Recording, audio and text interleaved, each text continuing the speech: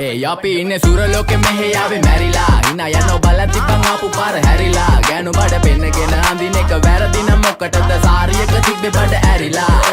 ඩෝංගල පතු වෙන්න ඕන් දැම්ම මාළුවන්ට පාන් දැම්ම වගේ ඇවිත් හාල යන්න එන්නේ පහල යන්න ඇවිත් කට වාල යන්න අපි ගැව්වේ මොරා නිසා පදිරි වෙන්නේ නෑනේ ඔය සාලයන්ට